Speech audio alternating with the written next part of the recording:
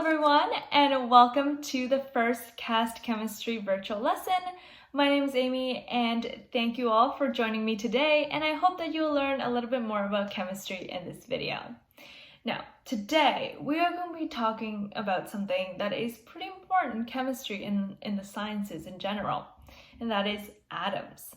Now, if you've never heard of atoms before, you might be surprised to find out that atoms make up basically everything you see, including me or you, your home, your school, anything you set your eyes on was probably made of atoms. Now, that concept might be a little bit difficult to grasp if this is the first time you're hearing of it. So consider this. When you're in kindergarten, you probably would have learned the alphabet. And since then, you would have used the letters of the alphabet, like building blocks, like Legos, to form all the words you use in the English language on a daily basis. In the same way, these atoms and elements of our world, they come together and they form everything that you see around you. Now, what I want to show you before we really dive into it is what we call the periodic table of elements. Now, this table shows all the elements and all the atoms that we know of in the world. And something similar to this that you might be able to relate to is maybe in your lower elementary school years, your teachers may have put the letters of the alphabet around the perimeter of your classroom, so you can always refer to it. In the same way, chemists, scientists, and students alike refer to this table all the time for information about atoms and elements. And if you have time after this video, I strongly recommend you check out a little bit more information about the periodic table. This table is very rich in history. It took scientists a very long time and a lot of effort to compile all this information about every single element onto this little sheet of paper.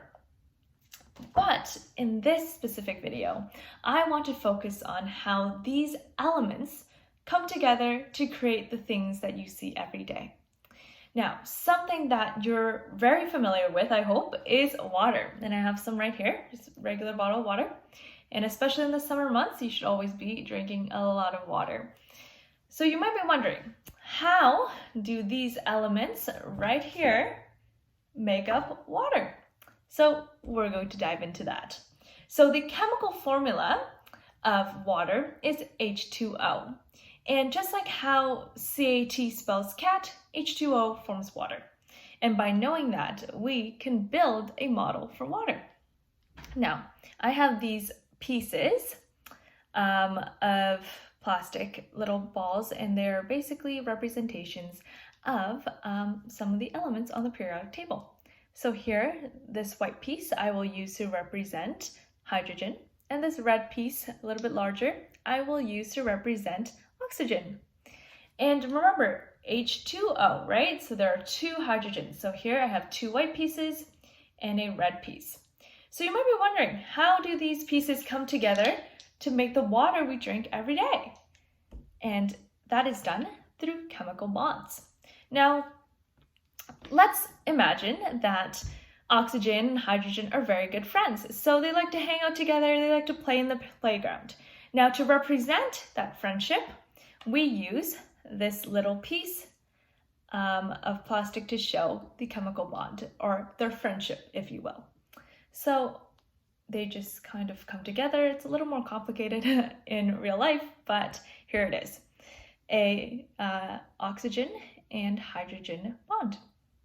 All right, but remember, it's H2O, right? Which means we need another hydrogen. So here I have another white piece representing hydrogen and another little bar representing their friendship, again, if you will. And there we go. Here we have a water molecule, and that's it. And a lot of these, more than you can count with your fingers, make up the water that we drink. There are many molecules of water, and they form even more bonds with each other to make, once again, water. Another molecule, another compound you might be very familiar with is carbon dioxide, with the chemical formula CO2. Carbon dioxide is actually what we exhale when we breathe. So we inhale a mixture of nitrogen and oxygen amongst other gases, and then we exhale carbon dioxide. Carbon dioxide is also what makes all your drinks so fizzy. So if you like drinking Coca-Cola or Sprite or ginger ale, that's what is making them all carbonated. So CO2 means two oxygens and a carbon, right? So here we have a black piece that I will use to represent carbon, the C in CO2, and then I will have two red pieces to represent oxygen. Remember, it's CO2, which is why I have two.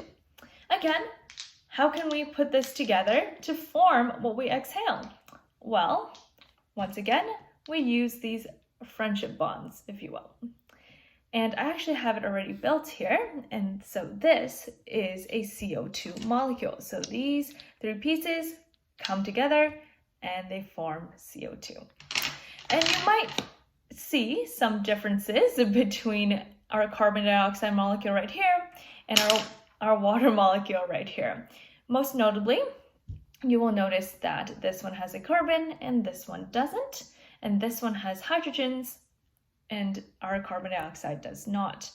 Now, if you're looking closely, another difference you can find between the two is that this one has what we call double bonds, and this one only has a single bond. Now, double bonds are basically just a stronger connection between the two atoms in comparison to a single bond. They have a stronger friendship, if you will, and there we go. Both bonds are equally useful in chemistry, so one just happens to be stronger than the other. All right, and so these are pretty simple looking molecules, but they have a lot of chemistry behind it that we will not get into today, but hopefully you will be able to learn as you go on in your academic career. But I also want to show you some more complex molecules today, and I want to shine a light on what incredible molecules these little mini blocks can create. So I assume that most of you probably like candy or sweets or desserts. My personal favorite is Sour Patch Kids.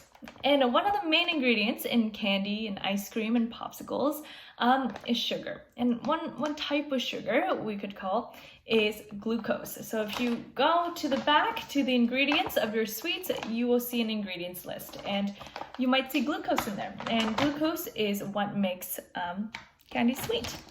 And so here I actually have built a molecular model of glucose. And again, obviously this looks a little more difficult and a little bit more complex than either this one or this one that we built earlier, but let's break it down. So here we have these oxygen pieces that we should recognize and these hydrogen molecules that we should also recognize from our water molecule. See, it's already getting a little bit easier because we're seeing things that we're familiar with. Also, you will see that these black pieces representing carbon, if you remember, are all over this molecule as well, and it is the same carbon you see in CO2, carbon dioxide. And all these bonds just happen to be all single bonds. And here's a closer look at it, and this is glucose. All right. And another molecule you might be very familiar with, or rather the adults in your life might be very familiar with, is coffee. And the compound, the big component of coffee is caffeine. So here I have some coffee grounds from a Keurig cup. You might have one of these in your home as well. And there is a lot of caffeine in this. And of course, we are going to build caffeine, and I have the same one built right here. And caffeine is a stimulant, so it's the compound in coffee that wakes us up. And again, this might look very complicated, but again, we're going to dive in and break it down a little bit.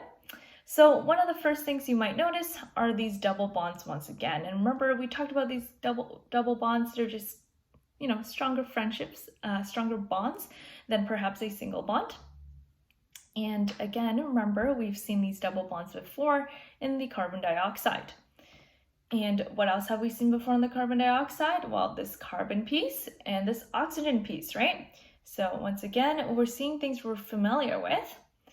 And one thing that we might not have seen before are these blue pieces. And these blue pieces are what we call nitrogen.